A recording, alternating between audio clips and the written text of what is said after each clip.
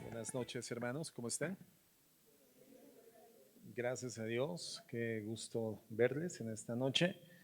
Nos damos la oportunidad de venir a la iglesia a recibir la enseñanza de su palabra, pero primeramente glorificar su nombre, ¿verdad? Presentando nuestra gratitud en forma de alabanza musical.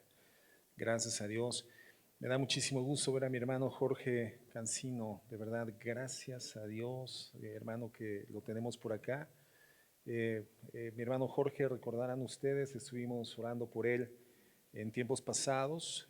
Tuvo un problema físico grave, muy grave de salud, pero el Señor de manera extraordinaria y milagrosa lo ha levantado y hoy entró caminando por su propio pie, ¿verdad?, a ocupar una silla. Hermano Jorge, bienvenido. Qué gusto tenerle, esta es su casa, ¿eh? Gracias a Dios. De aquí para el Real, hermano, ¿eh? No se vale faltar. Gracias a Dios y bienvenidos todos, hermanos. Un gusto, de verdad. Las personas que nos visitan por primera vez, qué bueno que están aquí. Un gusto recibirles igualmente. Bueno, vamos a continuar en esta noche con este tema segundo de la serie que iniciamos hace 2 semanas con el nombre de La organización de mi tiempo. La suspendimos la semana pasada porque estuvimos en Guadalajara, en el seminario de pastores, pero se dio otra enseñanza, el hermano Daniel Arriaga estuvo compartiendo, pero vamos a continuar en esta noche con esta serie de 3 temas. Este es el segundo tema. Y aprovecho para informarles que el miércoles 7 de febrero, del miércoles que viene al siguiente, vamos a iniciar con nuestro taller de adoración familiar. Es un taller que de la misma forma que el taller de evangelización que iniciamos el año pasado y concluimos antes del final del año, hicimos en forma presencial. Estos servicios de miércoles que no forman parte de un taller ya no se transmiten por internet, porque el propósito es que la iglesia venga presencialmente a ser edificada, pero sí se graban y después de unos días se suben a nuestra página de YouTube, a nuestro canal de YouTube.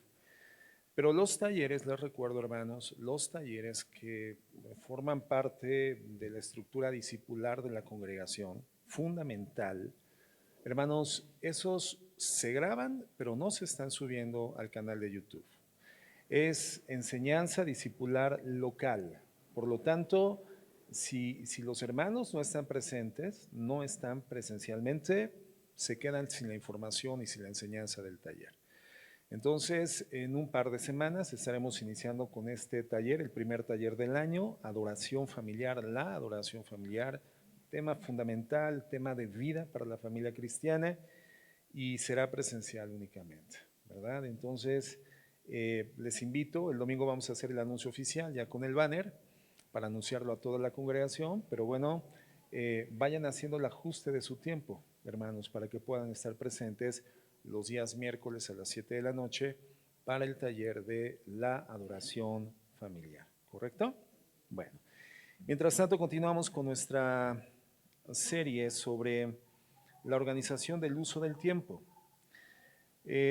Quiero recordar que el propósito de esta enseñanza, hermanos, es aprovechar que nos encontramos todavía en el primer segmento del año 2024, estamos concluyendo el primer mes y continúa siendo un buen tiempo, un buen momento para evaluar la forma en la cual queremos desarrollar este año que estamos iniciando y poder identificar si lo que hoy estamos haciendo garantiza que los resultados al final del 2024 serán mejores que los resultados que obtuvimos en el 2023.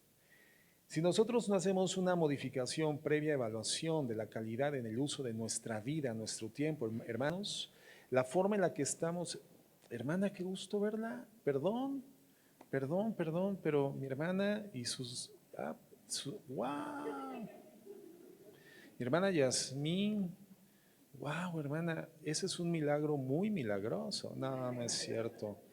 Mi hermana Yasmín, ella es casi miembro fundador junto con mi hermana Nora de la iglesia y hacía años que no la veíamos. Hermana, bienvenida a casa con sus hijos. Gracias a Dios. Bueno, mi hermana Nora ya es una comprometida congregante, pero qué gusto, hermana Yasmín, ¿eh? Gracias a Dios. Perdón por el paréntesis, pero sí me sorprendió ver a mi hermana Yasmín y a sus hijos. Qué bueno, gracias a Dios. ¿En qué me quedé, caray? Estábamos diciendo de el uso del tiempo, ¿verdad? Si nosotros no identificamos la forma en la cual estamos dando uso a nuestro tiempo, si esto es desarrollado de manera sabia, como dice la Escritura, lo más probable es que no tengamos resultados diferentes al final de este año que ya estamos cursando. Y si no tenemos cambios, bueno, no podríamos sorprendernos porque los resultados no serán tan favorables como lo podemos prever. Si yo quiero una condición diferente a la que actualmente estoy viviendo, entonces tengo que hacer cosas diferentes a las que hice en el pasado. Pero si yo no hago una evaluación y una modificación de lo que hago en el presente, entonces mi futuro está destinado a ser lo mismo que es el día de hoy, o peor. Yo no puedo pedirle a la tierra que me dé guayabas si continúo sembrando limones, ¿no? Si quiero un cambio de fruto, un cambio de cultivo fructificado, necesito sembrar una semilla diferente. Entonces, digamos que ese es el concepto general de lo que estamos estudiando. Y nuestro texto base es Efesios 5:15. Vamos ahí, por favor. Efesios 5:15 al 17. Efesios 5:15 al 17. Dice el apóstol Pablo, por tanto, tened cuidado cómo andéis. Recuerden que la palabra andar significa la forma de vida, la forma de caminar en la vida, cómo pienso, cómo proceso la realidad, cómo tomo decisiones, cómo reacciono ante las circunstancias, qué acciones asumo ante las vicisitudes inevitables de la vida, cómo tomo decisiones, cómo estoy viviendo. Y el apóstol Pablo dice que tengamos cuidado. Debemos de mantener una actitud de alerta y constantemente reflexiva sobre la forma en la que estamos viviendo, cómo andamos. Porque nos dice que podemos, a continuación, vivir como gente insensata o como gente sabia. Somos llamados a una forma de vida sabia, no torpe, no insensata. Y nos da un factor para poder identificar con certidumbre si mi vida es sabia o mi vida es necia. Si mi forma de andar, de caminar, procesar la realidad y tomar decisiones, las conductas y comportamientos que asumo ante la vida, me está dirigiendo en la sabiduría o en la torpeza, en la necedad. Dice el verso 16, aprovechando bien el tiempo porque los días son malos.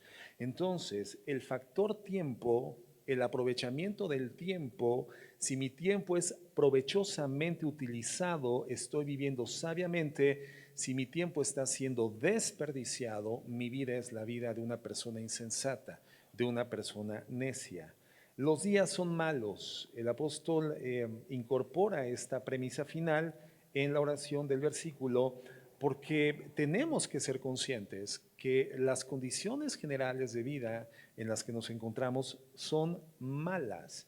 Si en aquel entonces, cuando fue inspirada esa escritura, eran malas, hoy son pésimas, porque la Biblia advierte que al paso del tiempo la maldad, ¿qué iba a suceder con la maldad, hermanos? Se iba a multiplicar. Y hoy vivimos en las peores condiciones de oscuridad filosófica, religiosa, moral, en todos los sentidos, hermanos, vivimos en condiciones de oscuridad, de tenebra, de penumbra, en malas, en pésimas condiciones. Las cosas no van a mejorar, las cosas tienden a empeorar y agudizarse cada vez más. Por cuanto los días son malos, entonces tenemos que ser sabios en la forma de vida y el factor que nos va a permitir identificar si somos sabios o necios en nuestra manera de vivir es el aprovechamiento del tiempo. El tiempo me alcanza, me dan las 10 de la noche y yo ya tuve un tiempo previo con mi familia antes de descansar, donde nos tomamos la mano, compartimos el alimento, pudimos meditar un par de textos bíblicos, oramos conjuntamente por 2 o 3 peticiones al Señor y entonces nos dirigimos a conciliar el sueño con las tareas terminadas. Mi vida es la vida de un sabio. Pero si me dan las 12 de la noche, 1, 2 de la mañana, 3 de la mañana, yo tengo el trabajo, la carreta torada del día anterior, entonces mi vida es la vida de un necio. No estoy aprovechando correctamente el tiempo y mi vida va a transcurrir con un déficit constante de tiempo y además creciente. Si el día de hoy tengo que utilizar mi tiempo que fue diseñado por Dios para tareas particulares en cosas que no fueron terminadas el día de ayer, entonces el día de hoy estoy desperdiciando el tiempo que fue originalmente otorgado para las tareas del día de hoy, y el día de mañana no podré desarrollar las tareas correspondientes y mi vida siempre va a transcurrir con un déficit de tiempo. Mi vida es una vida necia. No estoy caminando en el camino de los sabios. Y entonces dice el verso 17, así pues, no seáis necios, sino entendidos de cuál es la voluntad del Señor. ¿Cómo podemos transitar de una vida que desperdicia el tiempo a una vida que lo aprovecha bien en esta condición maligna de nuestro entorno de existencia? Solamente conociendo cuál es la voluntad de Dios. Y el único lugar en donde podemos tener acceso a esa información, la única fuente de la que brota esta información, ¿cuál es? Es la Biblia, la cual es iluminada por el poder del Espíritu Santo. Comentábamos entonces que los hábitos pueden definir si mi vida es necia o es sabia, porque los hábitos comprendidos o entendidos como patrones de comportamiento que se han definido a partir de el uso del tiempo desarrollando una actividad de manera constante, ¿no? Una actividad que practico durante largo tiempo de manera constante, la misma actividad va generando un patrón de conducta. Los patrones de conducta son nuestros hábitos. Entonces, por nuestros hábitos definimos el carácter o mostramos el carácter, porque nos dejan ver las conductas y las acciones a las que les he entregado o con las que he utilizado la mayor parte de mi tiempo a lo largo de mi vida. Y tenemos buenos hábitos y tenemos malos hábitos. Los buenos hábitos se caracterizan, ¿se acuerdan por qué? Porque nos acercan a Dios. Fíjate en esto. Tú puedes considerar que tus hábitos son buenos porque te gratifican emocionalmente, pero eso no es la garantía de que sea un buen hábito, ¿no? Por ejemplo, hacer deporte es un buen hábito, pero cuando por hacer deporte dejas las responsabilidades primarias de tu vida, entonces eso no es un buen hábito, aun cuando practicar el deporte te gratifique personalmente. Entonces, la gratificación de una actividad habitual no es la garantía, no nos da certidumbre de que sea un buen hábito. ¿Cuáles son los elementos o los factores que nos permiten con certidumbre concluir mis hábitos son buenos? En primer lugar, te acercan a Dios. En segundo lugar, te acercan a tu familia, no te aíslan, te aproximan cada vez más a tu familia, te acerca a los demás, te aleja del pecado, edifica tu carácter. Por lo tanto, un buen hábito siempre será constructivo. Un mal hábito genera lo contrario, te aparta de Dios, te aparta de la familia, te aísla de la gente, te segrega, afecta tu reputación, afecta tu carácter, te aísla, destruye tu perspectiva de la vida, destruye tu familia, destruye tu salud. La naturaleza de un mal hábito es la destrucción. Entonces, tenemos que evaluar si esas actividades constantes a las que le hemos entregado con nuestras acciones la mayor parte de nuestra vida usando el tiempo han generado proximidad o distancia de Dios, proximidad o distancia de la familia, han construido el carácter o lo han destruido, han edificado mi vida y la de la gente que está en mi entorno o han generado estragos en la vida de la gente a mi alrededor. ¿Cuáles son los hábitos que hemos constituido y que practicamos a lo largo del 2023? Evaluándolos desde estos factores, entonces, ¿cuáles son los que tengo que cortar, tengo que eliminar, tengo que variar, tengo que ajustar o abandonar para garantizar que mi caminar a lo largo de este 2024 sea un caminar sabio, un caminar espiritual, un caminar inteligente? Y al final hayas edificado vida espiritual con Dios, vida con tu familia constructiva, mucho más profunda, mucho más edificante, tu carácter se haya incrementado y te parezcas más a Jesús. Bien. Recuerdan que hay dos palabras en el griego que se utilizan para hablar del tiempo. Una es cronos y la otra es kairos. Cuando hablamos de cronos, estamos hablando del tiempo que se puede medir y que comienza en la vida de cada persona a partir de su nacimiento y termina con su muerte. Ese es el tiempo cronológico, el que puede ser contabilizado con un reloj, el que puede ser medido con un reloj. De ahí deriva una palabra que es cronómetro. ¿Sí? Todo el mundo sabe que es un cronómetro, es un artículo, es un aparato, es una tecnología que nos ayuda a medir el tiempo. Crono significa tiempo de vida, que puede ser medido. Pero cuando hablamos de tiempo kairos, hermanos, es un tiempo que Dios apertura en función de su voluntad soberana dentro del esquema, del espectro de nuestro tiempo cronos. Dios abre un tiempo kairos como una ventana de oportunidad para el desarrollo de una tarea particular, una misión específica, una asignatura específica, pero Dios define un tiempo que apertura y un tiempo que se termina, una ventana que se abre y una ventana que se cierra. Y si no aprovecho el tiempo kairos de Dios para el desarrollo de esa tarea o asignatura en particular, el tiempo habrá pasado. Y aun cuando mi vida cronológicamente continúe, el tiempo para ser productiva esa asignación o esa tarea asignada por Dios habrá terminado. ¿Cuándo dice la Biblia, por ejemplo, que comienza el tiempo kairos de un padre para edificar vida espiritual en el corazón de sus hijos? ¿Cuándo? Instruye al niño en su camino y entonces, si tú lo haces desde la infancia, cuando sea viejo, nunca se va a apartar de Dios. Pero si yo soy displicente, negligente, y por actividades que yo he priorizado equivocadamente en mi vida, he desplazado ese ejercicio de la tarea de poner en práctica la edificación espiritual de mis hijos, en ese kairos que Dios me dio, en esa ventana de oportunidad, llegará un momento donde cuando yo quiera edificar espiritualmente a mis hijos, ya no será el tiempo.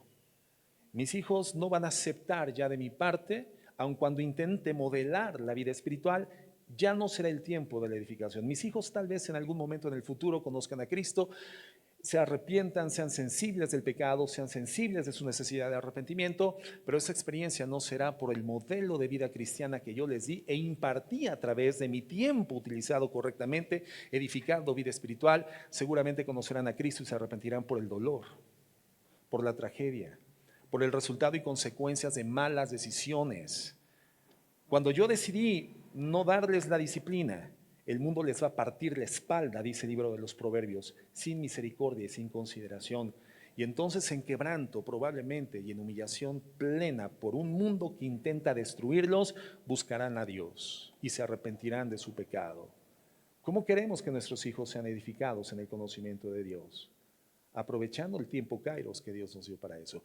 Y hay un tiempo kairos para edificar el matrimonio, hay un tiempo kairos para la sexualidad en el matrimonio, ya lo comentábamos también en la clase pasada, hay un tiempo kairos para la vida ministerial, hay un tiempo kairos para edificar las diferentes áreas que Dios nos da. Y es esa palabra kairos la que Dios utiliza o inspira en el apóstol Pablo cuando dice aprovechen bien el tiempo, el kairos. O sea, tienes que ser conocedor de la voluntad de Dios para que puedas identificar cuáles son los tiempos específicos que Dios te ha dado para desarrollar tareas y asignaturas particulares. Porque cuando se cierre esa ventana de oportunidad, el tiempo habrá pasado aun cuando tengas vida. Y aun cuando el resto de tu vida quieras dedicar tu tiempo cronológico para hacer lo que debiste haber hecho cuando Dios te dijo que era el tiempo, ya no tendrán los resultados, ya no obtendrás el fruto, el tiempo habrá pasado. Como decía el profeta Urbano, ya lo pasado, pasado. Y lamentablemente así sucede. Entonces, ¿cuán importante es identificar las cosas que realmente son prioritarias en nuestras vidas? Porque a esas cosas son a las que tenemos que dedicarles nuestro tiempo. Hay cosas que son urgentes, hay cosas que son prioritarias, hay cosas que son importantes y hay cosas que son convenientes. Si tú encuentras a un náufrago en el mar que ha estado al garete en una balsa, hermano, a punto de hundirse durante 3 semanas, ¿qué será lo urgente cuando es rescatado ese náufrago? ¿Qué será lo urgente? ¿Que nos platique la experiencia? ¿Bañarlo? ¿Cambiarle de vestido? ¿Será conveniente ponerle una vestimenta nueva? Porque evidentemente después de 3 semanas es un hombre que necesita ser aseado, necesita higiene, necesita ropa seca, necesita ropa en condiciones. Eso es importante, eso es conveniente, pero no es urgente. ¿Qué es lo urgente? Hidratarlo. Ni siquiera darle de comer, porque sin hidratación no habría funcionamiento de su proceso digestivo. Su sistema digestivo estaría totalmente inhabilitado para poder desarrollar la función si está deshidratado completamente. Entonces, lo urgente es hidratarlo, lo prioritario después será alimentarlo y después será importante bañarlo, checar cómo se encuentra en sus condiciones vitales generales. Será conveniente darle una nueva vestimenta, pero tendremos que darle una atención en función del orden jerárquico de prioridades para poder tener buenos resultados. Entonces, en nuestra vida espiritual, hermanos, es exactamente lo mismo. Si no entendemos qué es lo urgente, qué es lo prioritario, lo importante y lo conveniente, entonces los resultados serán exiguos, serán equivocados y muchos procesos no llegarán a su término. No tendremos efectos concretos en nuestra vida personal, espiritual y familiar porque estamos actuando en desorden. Y generalmente la prioridad, comentábamos, se la damos a las cosas que nos gustan. Es como la persona que le encanta hacer el deporte y por lo tanto prioritariamente ella dedica su tiempo a hacer deporte y podría generar otro tipo de hábitos como la lectura, pero si no le gusta la lectura, el pretexto constante de esta persona será es que no tengo tiempo y no es que no tenga tiempo, es que no le gusta leer y por lo tanto no le asigna tiempo. En la vida espiritual es lo mismo. Nuestra prioridad, ¿cuál es, hermanos? ¿Qué es lo urgente? Nuestra comunión con Dios. Pero una persona, un matrimonio, una familia que no le da tiempo a Dios, definiéndose como cristiana, diciendo ser una familia cristiana, y el pretexto es el mismo, pastor, es que no tengo tiempo. No, el tema no es que no tengas tiempo, el tema es que no es tan importante en tu corazón. Por eso en el caso de muchas familias que se definen como cristianas, el punto no es que Dios no sea la prioridad, el punto es que Dios no forma parte de la ecuación. Y por eso pasa una semana, hermanos, 2 semanas, 1 mes, 3 meses, medio año, y dentro de esa casa no hay vida espiritual, no hay vida devocional, no hay una estructura de meditación familiar colectiva de la palabra, de oración conjunta, no hay un sistema de discipulado que los padres asignen hacia los hijos, no hay vida espiritual modelada en el matrimonio a favor de los hijos, simplemente porque aun cuando se definen como familias cristianas, no les es importante. Y cuando tú tomas el tema, generalmente es que, pastor, no tengo tiempo.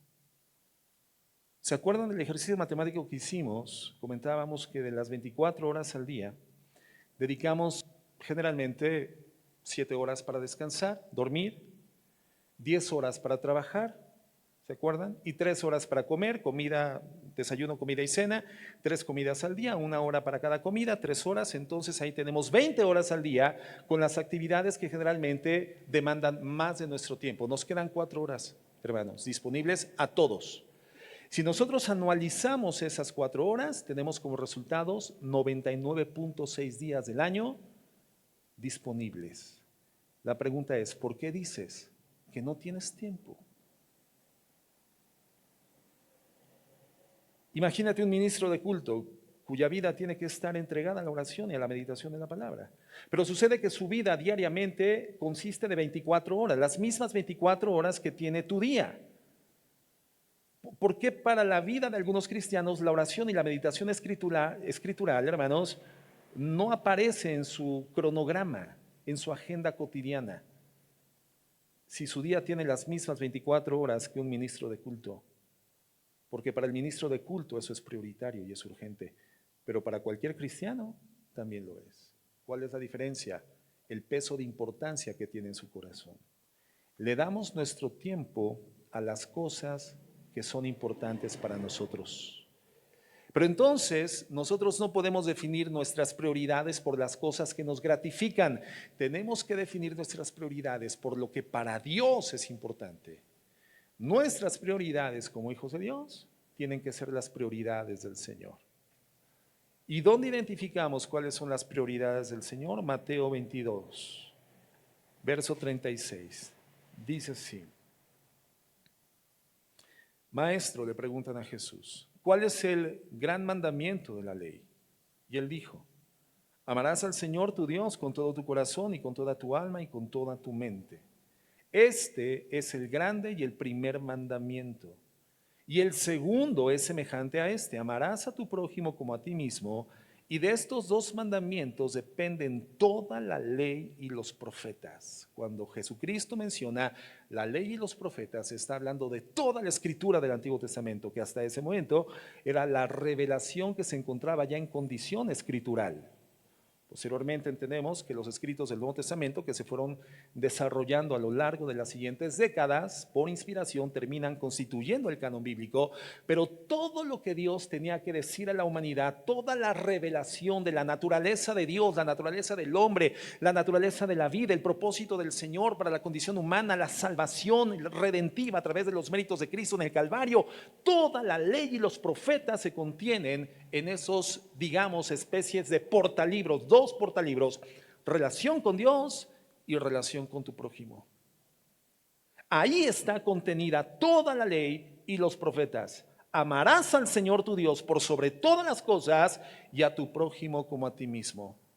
¿Te das cuenta cómo Dios define las prioridades? En términos de relaciones, no en términos de trabajo. Las prioridades para Dios son en términos de relaciones, no en términos de deporte, no en términos de vacaciones, no en términos de actividades de esparcimiento, no en términos de inversiones, sino en términos de relaciones, no de trabajo, hermanos. Y generalmente a lo que le damos la mayor parte de nuestro tiempo es al trabajo. El Señor nos dice, ama a las personas. Pero hay quienes aman más el trabajo y por lo tanto dedican mucho más del tiempo que debía de ser utilizado para el trabajo en vez de utilizarlo para las personas. Aman al trabajo y utilizan a las personas para alcanzar sus propósitos, objetivos productivos. Y el Señor nos dice, es al revés. Ámame a mí, ama a las personas y entonces tu vida tiene que ser utilizada para ministrar con tu trabajo a las personas. Prioridades divinas en términos de relaciones, hermanos.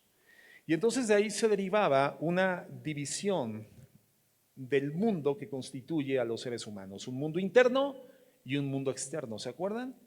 El mundo interior, evidentemente, hermanos, es todo lo que tiene que ver con Dios, es nuestra relación con Dios, nuestra relación con el prójimo, siendo el prójimo más inmediato y más importante, ¿quién? Nuestra familia, esposa, esposo, hijos, padres, etcétera, hermanos en la carne. Esa es, digamos, nuestro primer esquema o nuestro primer círculo concéntrico de relaciones prioritarias. Relación con Dios, relación con la familia y valores eternos espirituales. Ese es el mundo interior. El mundo exterior tiene que ver con el trabajo, tiene que ver con la fama, la popularidad, el estatus, la adquisición de bienes, el esparcimiento, el deporte, las vacaciones, etcétera. Ese es el mundo exterior. ¿Se acuerdan de la ley de Pareto? ¿Dónde tiene que estar ubicada la prioridad de nuestro mundo interior? En el top, arriba. Entonces, lo urgente para un cristiano es su relación con Dios, inmediatamente su relación familiar y después viene el mundo exterior. Cuando nosotros tenemos en el top de importancia el mundo externo, entonces tenemos graves problemas en nuestro mundo interno. Cuando le damos la prioridad de nuestro tiempo a las cosas del mundo externo, hermanos, tenemos una gran cantidad de problemas sin resolver. Pero cuando buscamos primeramente la justicia de Dios, su reino, el Señor se encarga de todas las cosas del mundo exterior y nuestra vida comienza a caminar en orden. Bueno, entonces, cuando realmente entendemos estos principios, hermanos, cómo nuestra vida debe de ser constituida en términos de relaciones, siendo la relación con Dios la prioritaria, la más importante, cuando entendemos hacia dónde entonces tienen que ser constituidos los hábitos, cómo podemos identificar los buenos hábitos de los malos hábitos, entonces y hemos definido que la relación con Dios es lo más importante, bueno, ahora tenemos que hablar de la unión conyugal. Un hombre con su esposa. Y la unión conyugal entre un hombre y una mujer tiene un propósito, hermano, no es hacerte el hombre ni la mujer más feliz de la tierra. De hecho, sabemos que la felicidad es algo con lo que tú te vas a encontrar cuando tu matrimonio sea utilizado para el propósito que Dios diseñó el matrimonio. Y esto no es para hacerte una persona feliz ni hacerte una persona completa, sino para que juntos puedan representar el proyecto de Dios para la eternidad, en la compartición de esta eternidad entre Jesucristo y la iglesia redimida por su sacrificio. Acuérdate que en el matrimonio el hombre es un tipo de Jesucristo y la mujer es un tipo de iglesia. Efesios 5 dice que el hombre ame a la mujer como Cristo amó a la iglesia y se entregó a sí mismo por ella para santificarla y presentársela a sí mismo como una iglesia gloriosa, sin arruga ni cosa semejante. Entonces, la tarea de un hombre en el matrimonio es ser como Cristo, morirse por la esposa. Si alguien se tiene que morir en el matrimonio, no es la mujer, es el hombre. Si alguien se tiene que sacrificar, no es la mujer, es el hombre. La tarea del hombre en el matrimonio es amar sacrificialmente a su esposa. Y cuando el hombre hace esto, bueno, se genera un efecto redentivo, que no es la del alma de su esposa, porque esa redención solamente es por vía del sacrificio de Cristo, pero sí es la redención de su carácter y de su estado de ánimo. Y la tarea de la mujer en el matrimonio a favor de su marido es respetar a su marido como la iglesia respeta a Jesús. Entonces, nos damos cuenta de que el matrimonio tiene el propósito en su diseño original de reflejar al mundo la relación que por la eternidad Jesucristo vivirá con la iglesia que redimió a través de su sacrificio. Si el mundo hoy en día tiene una idea tan distorsionada de quién es Dios, es porque el matrimonio no ha desarrollado su tarea, no ha cumplido con su propósito. Entonces, el propósito del matrimonio, hermanos, es reflejar la unión santa entre Cristo y la iglesia. Cuando entendemos esto, podemos comenzar a ver con seriedad y con profundidad genuina el matrimonio. Nuestro matrimonio, los que estamos casados, hermanos, tiene la función prioritaria de reflejar la unión santa, sagrada de Cristo con la iglesia que Él redimió por su sacrificio. Cuando el matrimonio hace esto, entonces se topa con la felicidad. En algún momento se intersecta con la realización personal, en algún momento se intersecta con muchos beneficios extraordinarios que son resultantes de un matrimonio que camina utilizando el tiempo en el propósito correcto. Cuando entendemos esto, bueno, va a ser inevitable que no comencemos a identificar, hermanos, a la luz de la verdad, si nuestro matrimonio está representando la unión santa entre Cristo y la iglesia o no. Y solamente viendo el matrimonio en lo que representa de manera divina, apuntando hacia el futuro, entendemos por qué la vida conyugal después de Dios, hermanos, es el segundo nivel de prioridad e importancia en el orden de nuestro mundo interior. ¿Estás casado?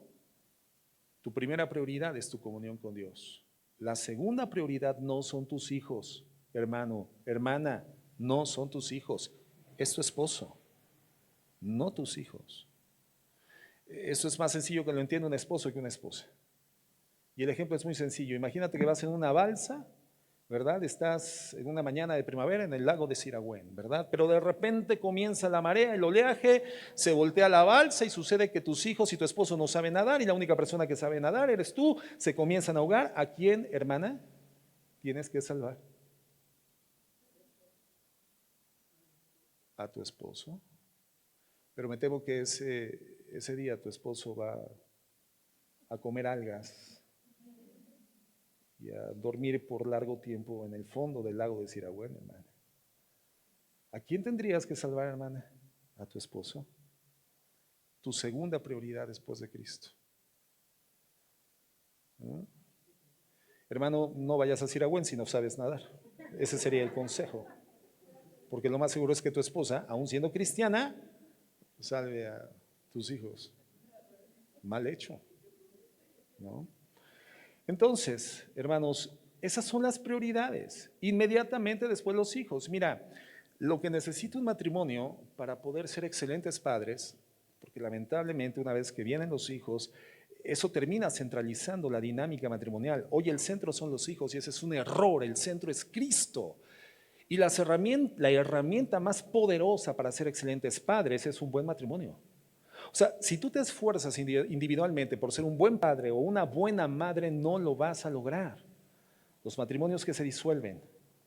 Y el padre a la distancia intenta ser el mejor padre y la madre sola con los hijos intenta ser la mejor madre. Ni él ni ella podrán ser los mejores padres porque la estructura que garantiza una buena paternidad se llama matrimonio, de donde los hijos maman, toman, beben vida espiritual en el modelo matrimonial. De hecho, una familia se constituye en la base del matrimonio, no en la base de la paternidad.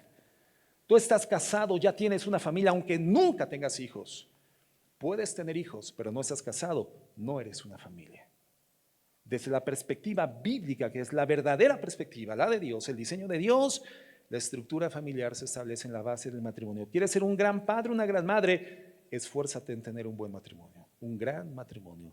El enfoque no son tus hijos, el enfoque es tu matrimonio y se deriva la buena paternidad. Entonces, primera prioridad en este 24, hermanos, si quieres que los resultados de este año sean diferentes a los exiguos resultados del 2023, comienza a establecer tus prioridades y sobre esas prioridades desarrolla patrones de comportamiento, conductas correctas, hábitos correctos que te acerquen a Dios, a tu familia, que edifiquen tu carácter, que sean constructivos. ¿Cuál sería entonces la siguiente prioridad? Si estás casado, después de Dios y después de tu cónyuge. ¿Cuál, hermanos? En el mundo interior, ahora sí, los hijos. Fíjense en esta información estadística. De acuerdo a la ciencia médica, hermanos, los rasgos principales del carácter de una persona se forman en los primeros 2 años de vida. Los primeros 2 años de vida son fundamentales, o digamos, es el curso del tiempo en el que inequívocamente el perfil del carácter de una persona va a ser constituido. Los primeros 2 años de vida.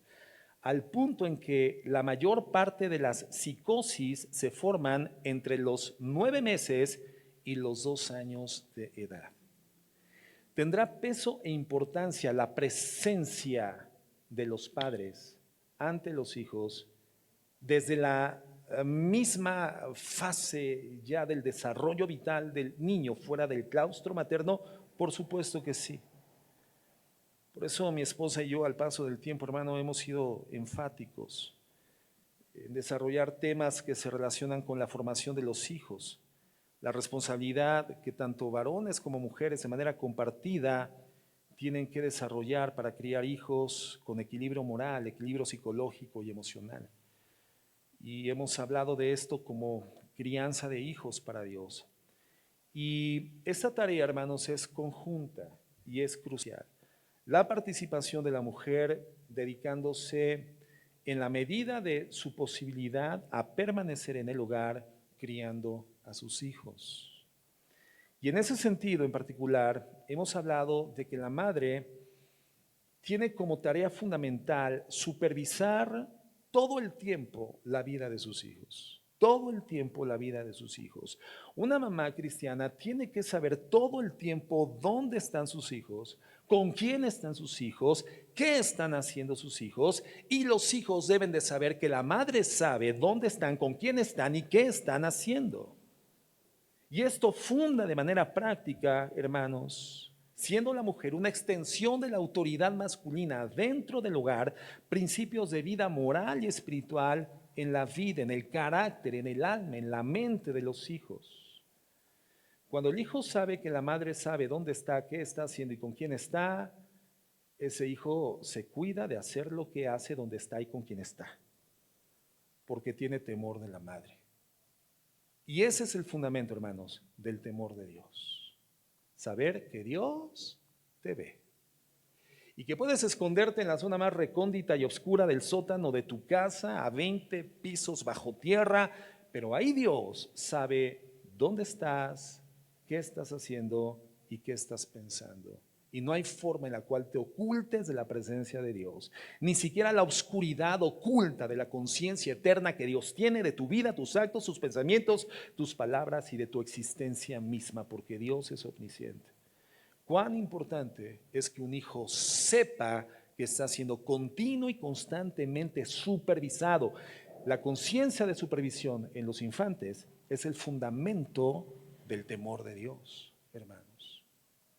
Por eso, en el orden jerárquico de tus prioridades, si tú formas parte de una familia con esta estructura, tu prioridad es Dios, inmediatamente después tu cónyuge y después tus hijos.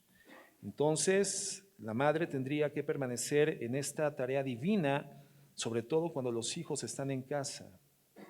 A los 6 meses, a los 9 meses, al año, el sentido de seguridad de ese niño es una madre, no una guardería, no una niñera, no una tía, no una abuela.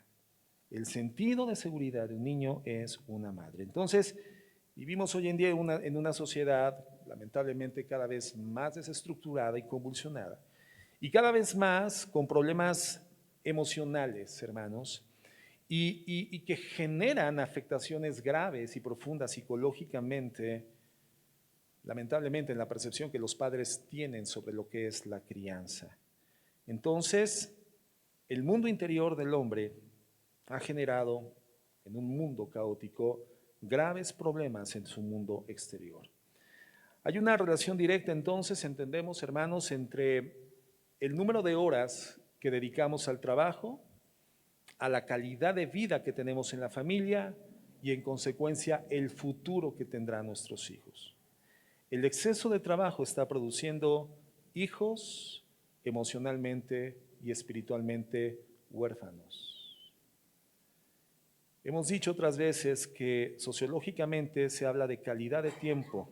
No, yo no le doy tiempo a mis hijos, pero el tiempo que les doy es tiempo de calidad. Pero, hermanos, no existe calidad sin tiempo suficiente.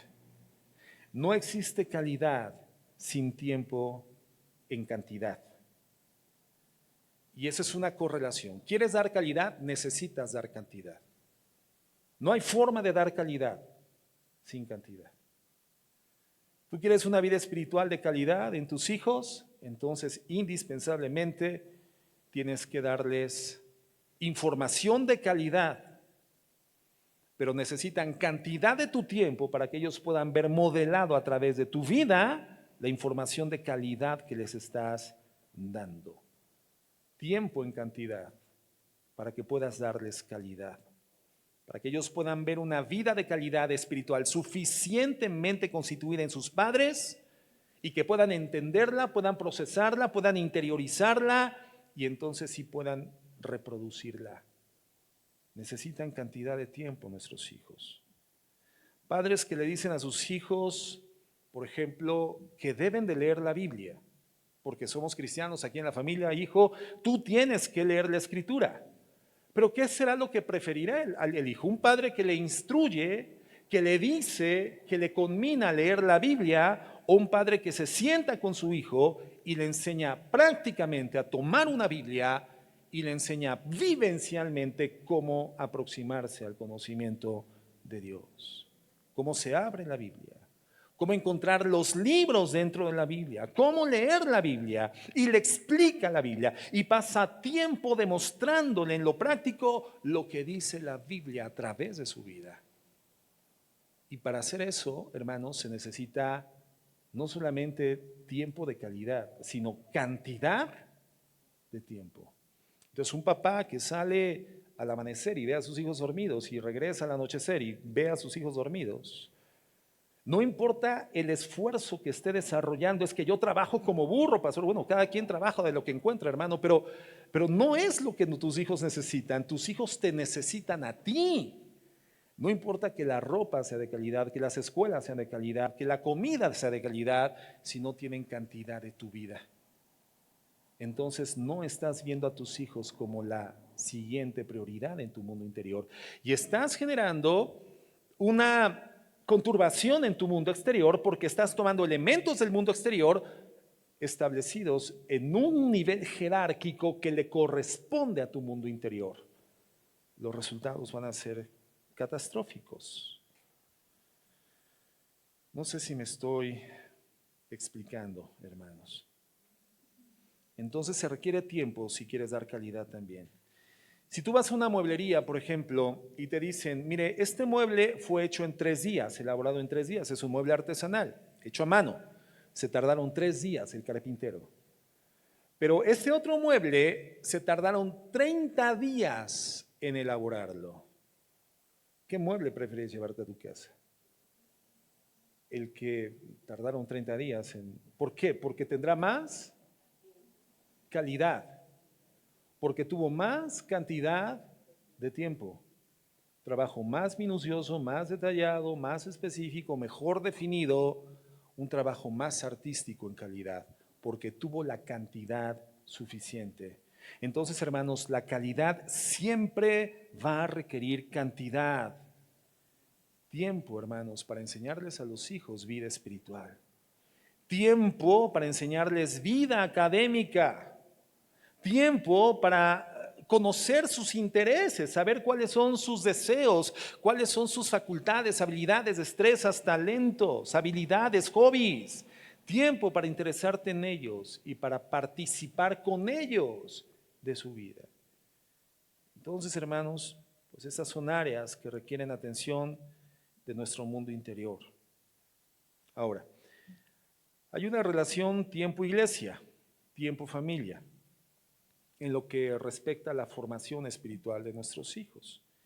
Hay papás cristianos que son muy meticulosos en evaluar la calidad de la enseñanza, de las estructuras educativas constituidas en una congregación cristiana, como un factor básico para poder determinar la iglesia en la que se van a congregar. Y yo creo que sí es importante. Obviamente, tú entiendes que los hijos, mientras tú estás recibiendo instrucción de calidad en la asamblea general, pues también tendrán que estar recibiendo información de calidad en la iglesia infantil y evaluar la calidad de una estructura académico-espiritual en la iglesia infantil es importante. Sin embargo, hermanos, un factor importante a considerar es la calidad y cantidad de formación espiritual que tú como padre le estás dando a tus hijos dentro de la casa. Evaluando el tiempo que dura un maestro frente a tus hijos en la escuela bíblica a lo largo de la semana, te va a arrojar una cantidad mínima de 2 horas, si es que viene los domingos y también los traes el miércoles.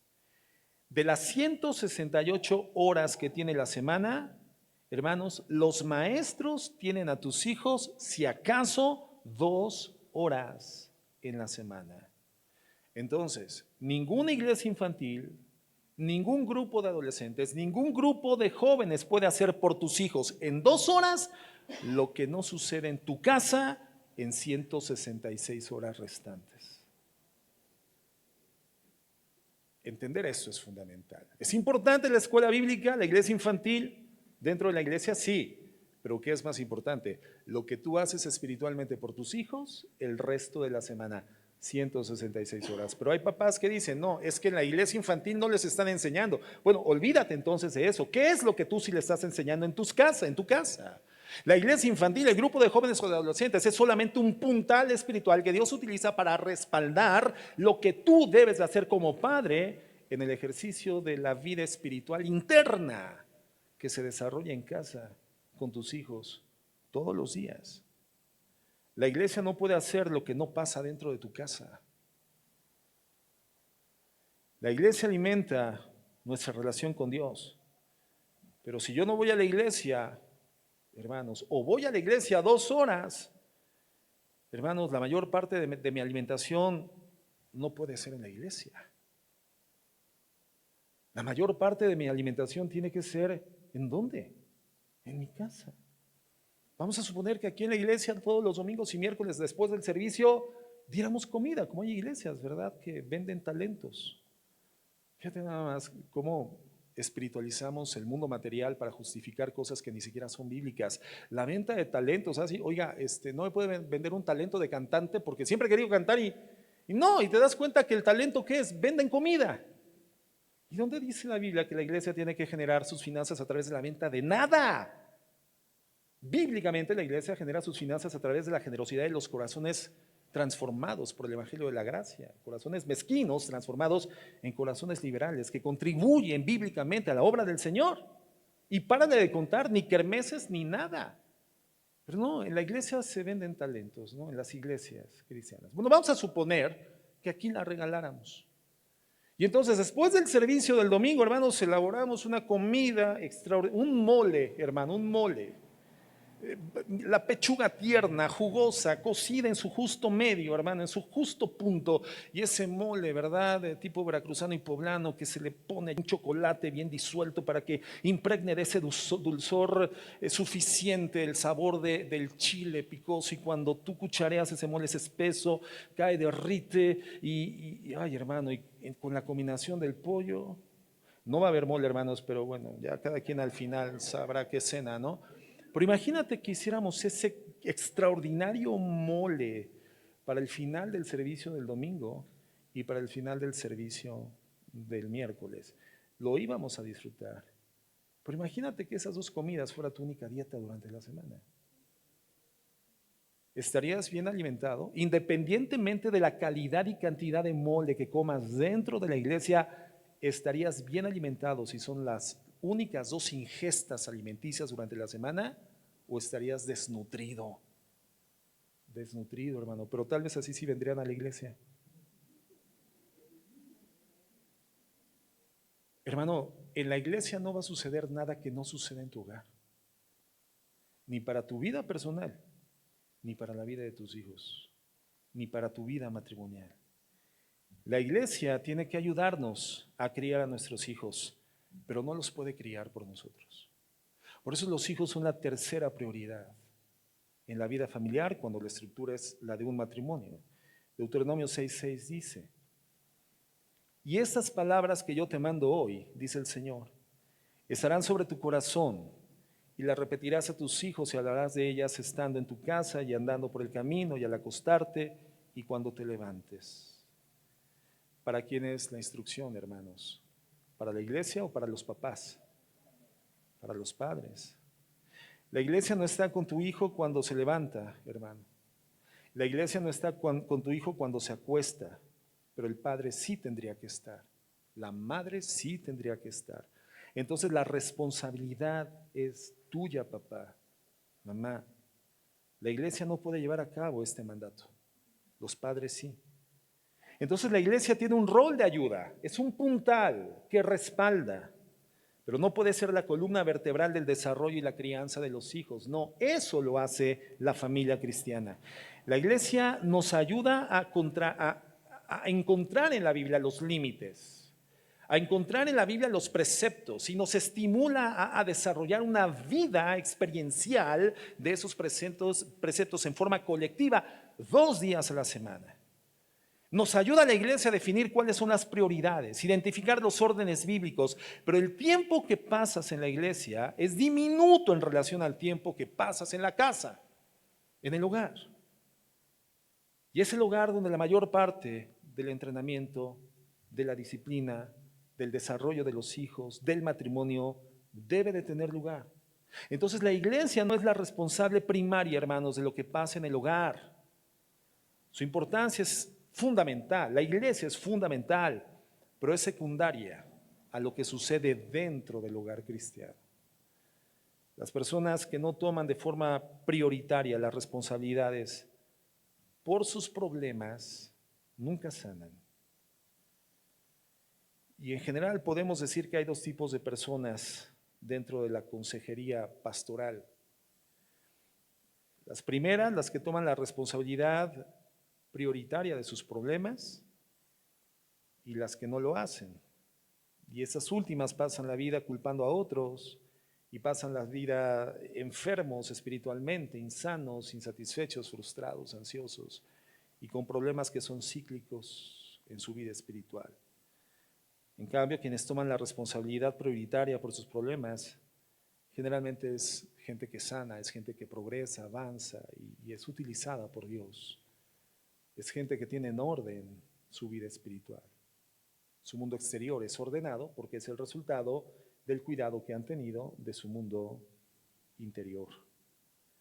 Entonces, hermanos, la organización de nuestro mundo interior es fundamental, fundamental. En primer lugar, debes de tomar la responsabilidad prioritaria de tus problemas espirituales. En segundo lugar, entender que la iglesia no puede resolver tus problemas, te puede orientar y decir, puede orar por ti, puede interceder por ti, pero no puede la iglesia resolver tus problemas. En tercer lugar, la iglesia es una ayuda para mantener nuestras prioridades en orden, en el desarrollo de nuestro matrimonio, la paternidad, la familia, etcétera, pero no puede hacer que la realidad espiritual cobre sentido en tu vida a menos que tú tomes las decisiones de ponerlas en práctica. ¿Vamos claros hasta aquí? Entonces, ¿cómo tenemos establecidas nuestras prioridades, hermanos, en este inicio de 2024? ¿Ya estamos girando en torno de nuestro mundo interior o el mundo externo sigue teniendo mayor peso, presencia y nuestro tiempo está siendo utilizado para esos efectos, fundamentalmente? Un siguiente punto en el orden de nuestra vida, hermanos, es el trabajo. El trabajo. Y el trabajo, bueno, pues ya es un elemento importante también, pero no es prioritario, ¿verdad? El trabajo. Y si no entendemos cuál es la función del trabajo, bueno, vamos a tener disfunciones en el trabajo y el trabajo justamente va a crear problemas importantes. Y lamentablemente nos damos cuenta de que hay pocos cristianos, hermanos, que entienden cuál es el peso, la importancia, la razón de ser del trabajo. La función prioritaria o primordial del trabajo para nuestra cultura es devengar un salario, ¿no? La gente generalmente dice es que yo tengo que trabajar para vivir, ¿no? No, te equivocaste. Dios ya te regaló una vida. O sea, tú no trabajas para vivir. El trabajo no es la vida, es parte de la vida, pero no es tu vida. Dios ya te dio una vida. Eso es fundamental. Pero generalmente los factores, o el factor más importante que evaluamos cuando vamos a optar por una oferta laboral es el salario que vamos a devengar, ¿verdad? Y la función primaria del trabajo, hermanos, es totalmente diferente, porque el trabajo no nos fue dado como un instrumento de gratificación. El trabajo no nos fue dado como un instrumento de identidad. Pero generalmente así lo vemos, lo hemos comentado muchas veces, ¿no? La mamá o el papá que le dice al niño, mi hijo, estudie para que sea alguien en la vida. Entonces, si no estudias, no va a ser nadie tu hijo en la vida. ¿Te das cuenta cómo vinculamos y asociamos esos conceptos materialistas con la razón de ser, la esencia, la existencia, la naturaleza misma de nuestra vida y de nuestros hijos? No, hermanos, lo que hacemos no define lo que somos. Lo que hacemos se deriva de quienes somos, pero lo que hacemos no define lo que somos. Y generalmente hay el ingeniero, el arquitecto, el doctor, el maestro, el albañil, el taxista, ¿no? ¿Te das cuenta cómo estás definiendo la identidad de una persona por el flujo de su actividad, por la naturaleza de su dinámica de vida? No, esa persona es un ser humano, eso es lo que es. Y si tú eres una persona redimida por la gracia, ¿qué es lo que eres? ¿Ingeniero? ¿Maestro? A mí me da de verdad tristeza cuando entre los cristianos se reconoce a los que tienen cierto oficio o profesión y entre ellos mismos ingeniero, doctor. ¿Cuál ingeniero? ¿Cuál doctor? No nació siendo un ingeniero ni doctor, nació siendo un ser humano caído en pecado en la urgentísima necesidad de ser redimido por la gracia gloriosa de nuestro Señor Jesucristo. Y en Cristo hoy es un hijo de Dios. Esa es su naturaleza. Entonces el trabajo, hermano, no te hace ser lo que eres. El trabajo es la oportunidad que Dios te da para manifestar quién eres en Cristo. Ese es el propósito del trabajo. No darte una identidad, sino manifestar abiertamente la identidad que en Cristo tienes por causa de la gloriosa redención en Cristo Jesús. Esa es nuestra identidad y en Cristo es común. Por eso en Cristo, ¿quién es más que otro? Nadie. Nadie tenga más alto concepto de sí mismo que el que debe tener. Y la Biblia no dice que seamos personas que no tengamos un concepto correcto, sino que no tengamos un más alto concepto del que debemos de tener. ¿Y cuál es el concepto de un hijo de Dios de sí mismo? El concepto de un pecador arrepentido por la gracia de Dios, que vive en gratitud al servicio de Cristo. Aquí no hay grandes hombres de Dios. Aquí hay un gran Dios y hombres perdonados por gracia de su pecado al servicio de un gran Dios. El único grande, hermanos, es Dios. Entonces, hay pocos cristianos, hermanos, que entienden la función del trabajo. Cuando alguien viene a consejería y nos pregunta, por ejemplo, pastor, tengo 2 ofertas laborales y no sé cuál escoger. Bueno, generalmente pues le decimos, a ver, coméntanos, ¿cómo son esas ofertas? Bueno, es que, y generalmente lo que te dicen, bueno, es que este trabajo me ofrece más salario que el otro. Generalmente lo que se menciona es eso, el salario, los beneficios. Y ahí tenemos que centrar a la persona. Hermano, hablemos del trabajo que vas a desarrollar, sin importar tanto los beneficios que vas a recibir, porque es completamente secundario. ¿Cómo? Sí, totalmente secundario. 1 Corintios 10:31. 1 Corintios 10:31 dice, si pues comes o bebes o haces otra cosa, y ese concepto final, cualquier otra cosa, está hablando también de la vida laboral, todo lo que hagas, hazlo, ¿para qué? Para que te vaya bien en la vida, para que ganes buen dinero, para que tengas promociones, para que tengas acceso a bienes y servicios, productos, vacaciones, esparcimiento, buena ropa, calidad educativa para tus hijos, calidad en todos los... ¡No! Lo que hagas, comer, beber, o sea cualquier cosa que hagas, hazlo buscando prioritariamente que Dios sea glorificado. Hazlo para la gloria de Dios. Entonces, hermanos, las funciones del trabajo, ¿cuáles son? En primer lugar, el trabajo es mi oportunidad para representar a Dios y glorificar a Dios fuera de mi familia y de la iglesia. Eso es el trabajo. Es la oportunidad social que Dios me da de representarle fuera de mi iglesia y fuera de mi casa. Y en esa medida mi trabajo, entonces sí cobra propósito y cobra significado. En el trabajo soy quien Dios me ha hecho ser. Mi trabajo no me hace ser quien soy, sino que mi trabajo es la oportunidad de manifestar quién soy por la gracia salvífica de Cristo. ¿Qué dice el Señor? Que nosotros somos real, nación, para hacernos ricos en la tierra, para que nunca nos enfermemos, para que ya no suframos después de haber sido por gracia hechos hijos de Dios, y hoy somos monedita de oro, y todo el mundo nos tiene que amar, a todo el mundo le vamos a caer bien, y jamás se va a volver a dar diarrea, ni gripa, ni nada. ¿Cuántos de aquí se han vuelto a enfermar después de su redención en Cristo? Todos, hermanos, todos. ¿A cuántos no les dio COVID? Creo que a todos nos dio COVID. Y los que íbamos invictos, ¡pum!, al final nos alcanzó el COVID, ¿no?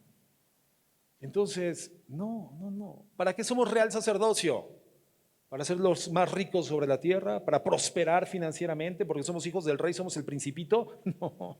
No, hermano. Somos real sacerdocio, nación santa. ¿Para qué? Para publicar y predicar las virtudes de aquel que nos llamó de las tinieblas y nos trasladó a su luz admirable. Para eso estamos en la tierra. Para eso es tu trabajo, para reflejar a Cristo. Para ser un hijo de Dios, una persona santa que marque la diferencia de vivir en la oscuridad y de ser un reflejo de la luz por gracia. Para eso. Entonces el trabajo no es el resultado, porque eso también muchos piensan, ¿no? Es que el trabajo es una maldición, porque Dios maldijo a Adán con el trabajo. No. El trabajo no es el resultado del pecado y de Adán y de Eva. De hecho, Adán ya tenía un trabajo antes de caer en pecado y antes de que la tierra, no el trabajo, la tierra fuese maldecida por Dios. El trabajo, hermano, formó desde el origen parte fundamental de la vida del ser humano para poder representar a Dios en la tierra. Lo mismo que hacía Dios en el universo, que era gobernar, era lo que el hombre tendría que hacer en la tierra, representando ¿a quién? A Dios. De la misma forma, señorear sobre las aves, los peces, los animales, las bestias, labrar el huerto del Edén, es decir, lo que Dios había hecho en ese botón muestra que era el huerto del Edén. El hombre tenía que hacerlo productivo, hacerlo aflorar, hacerlo manifiesto y diseminarlo en todo el mundo. Dios le dio el trabajo.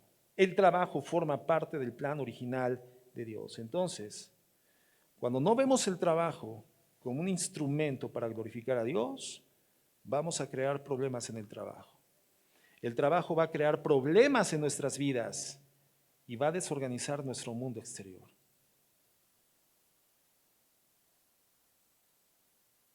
¿Sí lo estamos entendiendo, hermanos?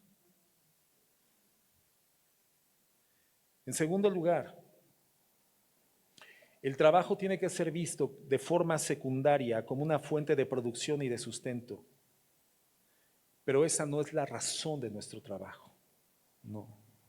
Un cristiano maduro elige su trabajo o distingue su trabajo representando, hermanos, en su mundo interior el orden de prioridades que no va a negociar, que no va a permutar, que no va a desestructurar. Entonces, colocamos el trabajo en el orden de prioridades de tal forma que no desorganice nuestro mundo interior. Si ese trabajo te quita tiempo con Dios, ¿qué tienes que hacer con ese trabajo? Es que, pastor, yo trabajo los domingos. ¿Y qué dijo el Señor que es el domingo? Su día. Cuán importante va a ser la serie, el taller que vamos a desarrollar, hermanos, de verdad, a partir del 7 de febrero, la adoración familiar. Y vamos a hablar del día del Señor. Este día que es tan trivial para los cristianos. Vamos a la iglesia porque es el día del Señor y después del día del Señor, ahora sí, hagamos y deshagamos. A ver, no. Tú entiendes lo que significa el día del Señor. Entonces, pastor, es que yo trabajo los domingos, por eso no puedo venir a la iglesia los domingos. Yo abro mi negocio los domingos, por eso no puedo venir a la iglesia los domingos. Ah, ¿eres dueño de tu negocio? Sí, pastor. Entonces, ciérralo los domingos. Baja la cortina y ven a la iglesia. Porque venir a la iglesia, al igual que la oración y la meditación de la palabra, forman parte de tu comunión con Dios. 3 elementos fundamentales, hermanos, que los puristas definieron como los medios de la gracia: oración, meditación, congregación, para poder tener acción. No puedes tener una vida cristiana si no tienes oración, meditación y vida congregacional comprometidas, las 3. Los 3 son medios de gracia. Un medio de gracia es un vehículo que Dios nos asigna gratuitamente con el propósito de desarrollar nuestra vida espiritual, que es lo más importante que podemos desarrollar y alcanzar en nuestro tiempo de vida en la tierra. Entonces, un trabajo que no te permite venir a la iglesia los domingos y siendo el trabajo una práctica constante desarrollada a lo largo del tiempo de forma indefinida, constituye un hábito. Entonces, si tu trabajo no te permite desarrollar el hábito de venir a la iglesia, ¿te está acercando a Dios o te está distanciando de Dios? ¿Es un buen hábito o es un mal hábito? ¿Te edifica o te destruye? ¿Te forma el carácter o te lo desestructura? Entonces el tema no es cuánto me hace ganar ese trabajo. La pregunta que siempre hacemos a las personas que nos dicen, pastor, tengo esta y esta otra oferta. Bueno, a ver, ¿te permite venir a la iglesia? Sí. ¿El otro? Sí. Entonces vamos bien, continuemos evaluando. ¿Ese trabajo te permite tener tiempo con tu esposa y con tus hijos? Y no, pastor, es que no, entro a las 6 de la mañana y regreso a las 10 de la noche. Entonces a mis hijos, ¿sabes qué te va a pasar, hermano? Que un día vas a voltear y un hombre de 20 años te va a decir, ¿tú eres mi padre? Y tú vas a decir, ¿y tú eres mi hijo? Porque no lo vas a conocer. Entonces, sin importar cuánto te paga ese trabajo te va a llevar a la constitución de un buen hábito o un mal hábito si te aleja de tu familia. Un mal hábito. ¿Te va a edificar o te va a destruir? Te va a destruir. ¿Qué va a suceder con la vida espiritual de tus hijos habiendo revisado lo que representa la presencia del padre y de la madre delante de sus hijos, ante su conciencia plena desde la infancia? ¿Qué va a suceder con tus hijos? Los vas a destruir. Vas a vulnerar su alma y su psique. Entonces, un trabajo que te aleja de la familia, ¿es bueno o malo? Un trabajo que no te permite venir a la congregación, no es un buen trabajo. Entonces, no es la paga lo que tenemos que evaluar cuando elegimos un trabajo. ¿Qué tenemos que evaluar? Si estructura o desestructura mi mundo interior. Si respeta o fragmenta el orden jerárquico de mis prioridades como un hijo de Dios.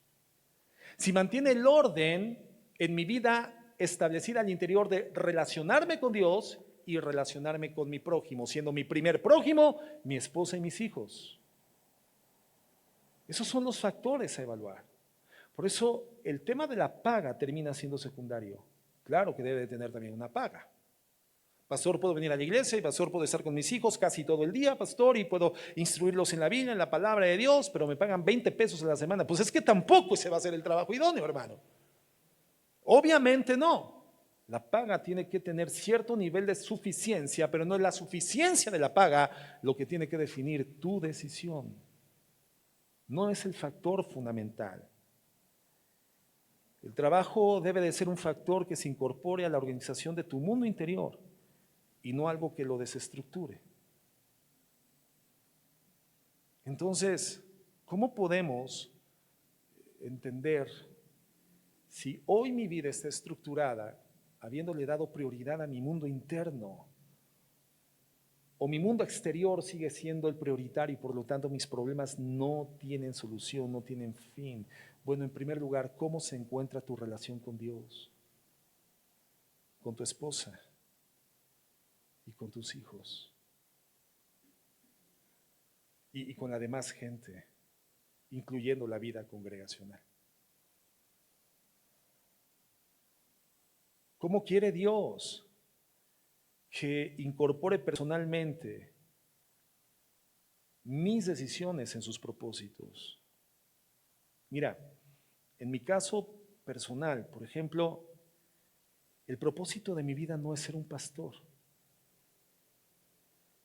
No es el propósito de mi vida. No, ese es un instrumento que Dios me otorga para poderme incorporar a los propósitos de Dios. Yo me incorporo al engranaje divino, formo parte, soy una pieza del glorioso engranaje de Dios a través de ejercer el pastorado.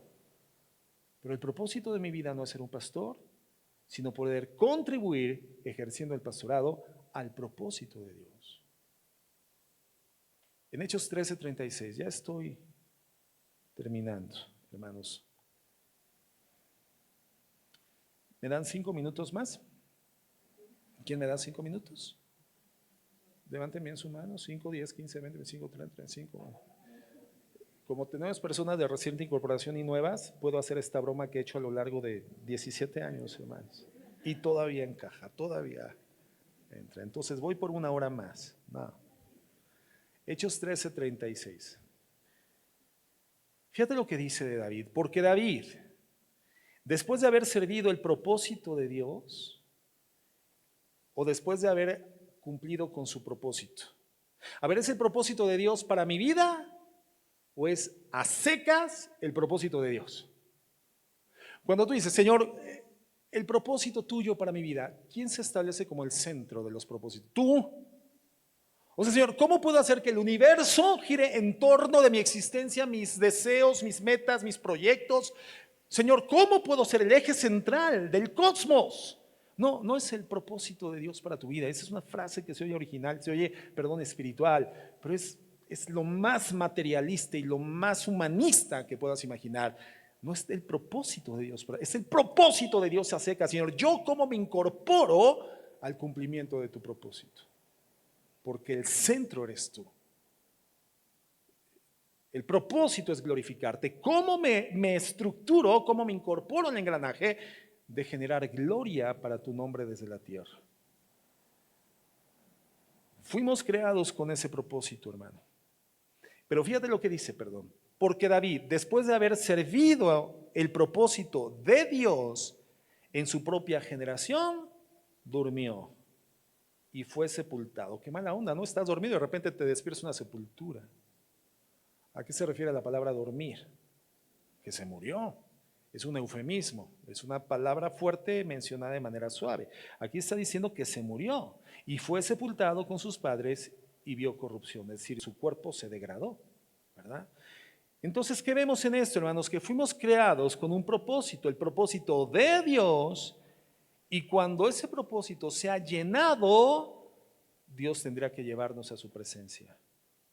Entonces necesitamos entender cuál es el propósito de Dios y cómo es que Dios quiere que de forma particular yo me engrane en ese propósito. Y digamos que ese sería el propósito para mi vida, cuando funciona para glorificar a Dios en el ejercicio de su propósito. Entonces, conocer eso, hermanos, es como, digamos, el combustible de la vida. Es lo que nos mantiene moviéndonos en una dirección definida. Cuando el propósito está claro, entonces mi vida también va a estar definida. Es como la luz, por ejemplo. ¿Cuál es la diferencia entre esta luz, hermanos, que está siendo irradiada de las lámparas de la congregación y el rayo láser? ¿Cuál es la diferencia? Digamos que molecularmente su constitución es la misma. La luz se constituye de fotones. Pero ¿por qué cuando pasamos por debajo de esta luz, hermano, no son cortados nuestros brazos o la cabeza, como sí lo podría hacer el rayo láser? ¿Cuál es la diferencia entre esta luz y el rayo láser? Si ambas luces, hermanos, o ambas irradiaciones están constituidas de los mismos fotones. ¿Cuál es la diferencia? Que en el caso del rayo láser, todos los fotones están dirigidos a una misma dirección en un mismo tiempo. Y eso les da potencia al rayo láser. La potencia que no tiene esta luz, sí la tiene el rayo láser, porque el objetivo está perfectamente definido. Entonces, cuando conocemos cuál es el propósito de Dios, hermanos, se convierte, digámoslo así, en el láser de nuestras vidas. Es lo que dirige nuestros dones, es lo que dirige nuestro llamado, dirige nuestros talentos, nuestras oportunidades, mi matrimonio, mi paternidad, en una sola dirección. Y eso le da poder a la vida de un hijo de Dios. Saber a dónde va y cómo dirigir todo lo que tiene y es por la gracia de Dios, todo lo que ha recibido de Dios para poder alcanzar ese propósito. Es como el líder. Acuérdense, el líder es líder porque sabe a dónde va. Sabe llegar a dónde va. Y sabe llevar consigo a los que van con él. No llega solo. Hay quienes se sienten muy líderes. Bueno, ¿sabes cuál es la prueba del liderazgo? Muy sencilla. Voltea. Y si nadie te sigue, aunque te sientas Mahatma Gandhi, no eres líder, hermano. No eres líder. Si nadie te sigue, no eres líder. Por eso la responsabilidad del líder es saber a dónde va. A ver, esposo y papá, ¿sabes a dónde vas? ¿Sabes cómo llegar a dónde vas? ¿Y sabes cómo llegar con tu esposa y con tus hijos? No solo, entonces vas ejerciendo bien el liderazgo. Pero si estás perdido en el camino, no. Tu vida carece de poder porque no tiene dirección. Y tienes talentos, y tienes habilidades, y tienes dones, y tienes facultades. Y tal vez tengas un llamado de parte del Señor. Pero si no está direccionado, porque no sabes cuál es el objetivo, cuál es el propósito, entonces tu vida no tiene poder. Necesitamos entonces encontrar ese conocimiento, el propósito de Dios. ¿Cómo me engrano en el propósito de Dios? ¿Cuál es ese plan? ¿Y cuánto de mi plan de vida personal está direccionado al propósito verdadero, al propósito de Dios? Y aquello de mis planes que no me direcciona al propósito de Dios, entonces solamente me hace perder el tiempo. ¿Qué tengo que hacer con eso? Cortarlo. Pastor, es que mire, ¿sabe cómo me decían en la primaria mis compañeritos de la escuela? Pata bendita, pastor. Porque yo jugaba fútbol Pastor, no. El niño de oro me decían, pastor. Era buenísimo, pastor, buenísimo. Pero ¿qué cree? Las lesiones no me permitieron llegar a la primera división. Me quedé sin tobillos, me lesionaron las rodillas. Y por eso no vengo los domingos, porque no me quedó sino ir a la liga de los aguacateros, pastor, aquí en Europa, a jugar los domingos a las 12 del día. Hermano, como dice el profeta Urbano, lo que no fue, no será. Ay, hermano, ¿está perdiendo el tiempo? ¿Está perdiendo el tiempo? Mire, su deporte podrá gratificarle mucho y qué bueno. Pero el tema es que si esa práctica, ese hobby, esa forma de esparcimiento no está direccionada en el propósito de Dios, usted está perdiendo el tiempo. Por eso su vida no tiene poder. Y por eso le cuesta tanto trabajo tener el respeto reconocido de su esposa, la admiración de sus hijos, aunque sus amigos le sigan diciendo pata bendita. Su esposa no lo ve con admiración, sus hijos no le ven con admiración, hermana, sus hijos no le verán con amor, con respeto y admiración si usted está ausente o ignorante del conocimiento del propósito de Dios. Su talento, sus dones, su llamado, su inteligencia, sus habilidades, sus destrezas no tienen poder porque no van en una dirección. Y entonces su mundo está desestructurado.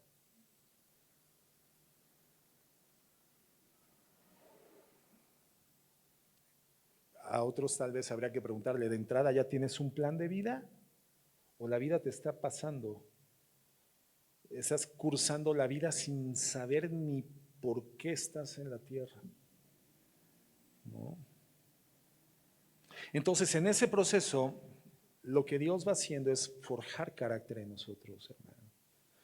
Cuando yo tengo que decidir, esto no lo puedo continuar haciendo, no le puedo dar el uso de mi tiempo, porque continuar cediéndole de mi tiempo, el cual es un recurso no renovable, tan importante, y un factor espiritual de medición de la forma en la cual vivo con sabiduría o necedad, no le puedo dar tiempo de mi vida, y entonces es el momento de cortarlo, para poder orientarme en la dirección del propósito de Dios. Eso forja el carácter. Eso fortalece y acrecenta el carácter. La negación personal, hermanos. El sacrificio por un mayor bienestar. Eso genera vida espiritual. Eso da peso espiritual. Y si tú tienes peso espiritual, tú podrás ser obediente a Cristo cuando Él dice que permanezcas firme en la libertad con la que Cristo te hizo libre, la libertad del pecado. Y podrás estar firme. Necesitas peso espiritual para estar firme. Yo puedo mover este pedestal con un dedo y lo tiro, pero intentar mover esas bocinas con un dedo no me va a ser posible. Intentar mover esa pilastra con un dedo, aunque nos formemos todos y la empujemos, no la vamos a poder mover porque tiene peso, tiene estructura, tiene cimiento, está firme. Si tú no cobras peso espiritual a través de un carácter edificado en el sacrificio y la negación de las cosas que no edifican tu vida, que desestructuran tu mundo interior, que llevan a la desestructura de tu jerarquía de prioridades bíblicas, entonces tu vida va a ser débil, blandengue, tan suave y volátil como una pluma. Peso espiritual, hermanos. A través de conocer la voluntad de Dios en su palabra, en la comunión con el Espíritu Santo, cultivando una relación seria con el Espíritu Santo, usando los medios de la gracia, la oración, la meditación y la vida congregacional comprometida, y entonces comenzar a orientar tu vida a lo que Dios ha definido. Y vas a ser como esos jugadores de fútbol americano que forman parte de las líneas de defensa, que pesan 200 kilogramos, pero son deportistas, pero están en la línea de defensa porque nadie los va a poder sobrepasar. Tienen peso espiritual y son firmes. No necesitan ser los más rápidos, necesitan ser los más pesados para no ser movilizados de su posición. Y la posición que Dios nos dio, hermanos, es la libertad del pecado y la vida de obediencia. cuando el carácter de Cristo es formado en mí, en ti, entonces la vida comienza a dar resultado, hermanos. Entonces todo eso que hemos estado revisando en estos primeros dos temas, nos falta uno, pues nos tiene que ayudar a saber la forma correcta de tomar decisiones, cuáles son las decisiones que debemos ya dejar de tomar, tenemos que desplazar, las cosas que hay que ajustar, que hay que corregir, pero también las cosas que hay que abandonar para caminar en la dirección de glorificar a Dios. Y que mi tiempo sea un tiempo usado correctamente y que al final del 2024, hermano, mi vida sea una vida que un poco más o mucho más glorifique a Dios y solamente a Dios. Vamos a orar.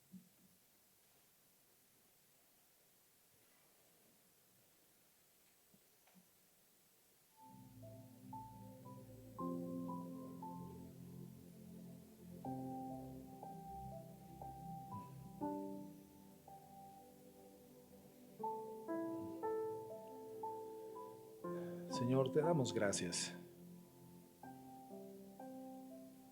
y bendecimos tu nombre y exaltamos tu majestad. Señor, el tiempo es una complejidad para nosotros, para ti no, tú eres Dios. El tiempo es una dimensión, Señor, que existe por nuestra condición humana. Pero, Señor, en ti no hay principio ni fin, tú eres eterno. No hay sucesión de tiempo, tú eres eterno. Nosotros estamos limitados por esta condición corpórea. De tal forma que cuando nuestro tiempo se malgasta o se pierde, a ti no te afecta, mi Dios. Los afectados somos nosotros. El tiempo humanamente no se puede acumular, no se puede ahorrar, pero sí se puede desperdiciar. Y eso nos llevaría a una vida necia y torpe. En días malos, con resultados malos, con matrimonios malos, paternidades malas, vidas laborales malas y lo peor de todo, con una relación espiritual contigo mala. Hijos de Dios viviendo como si no lo fuéramos. Hombres y mujeres legalmente declarados libres, pero voluntariamente esclavos del pecado. Una tragedia espiritual. Señor, son tus prioridades las que tienen peso e importancia. Y tú delimitaste nuestra vida entre la relación contigo y el prójimo. Lo que nos acerca a ti y a nuestra familia. Lo que nos lleva a fundar y edificar valores eternos. Entonces lo material comenzará a caer también, Señor, en su justa posición. Nunca vivir buscando las añadiduras, sino tu reino y tu justicia. La gente del mundo busca esas cosas, pero nosotros no. Somos llamados a buscarte a ti, Jesús. Lo demás es una añadidura transitoria. Tú eres eterno. Tu palabra permanece para siempre. El mundo no. Pero el que hace tu voluntad contenida en tu palabra permanece para siempre. Señor, yo quiero que mi comunión contigo permanezca. La relación con mi esposa permanezca, con mis hijos, con mi madre, con mis hermanos, con la iglesia. Valores eternos vividos desde esta tierra, Señor, para poder demostrar que ya no somos de este mundo, sino del celestial. Aquí te representamos, mi Dios, pero vamos camino a casa. Que te podamos representar con dignidad, glorificar tu nombre de verdad y no hacer ridículos, mi Dios. Vivir por ti, para ti. Ayúdanos, mi Dios, a usar el tiempo de tal forma que traigamos al corazón sabiduría. Señor, que seamos entendidos de la forma en la que andamos como sabios y no como necios, aprovechando bien el tiempo en estos días malos, siendo entendidos de tu voluntad. Ayúdanos. En el nombre de Jesús. Amén y amén. Bien, hermanos.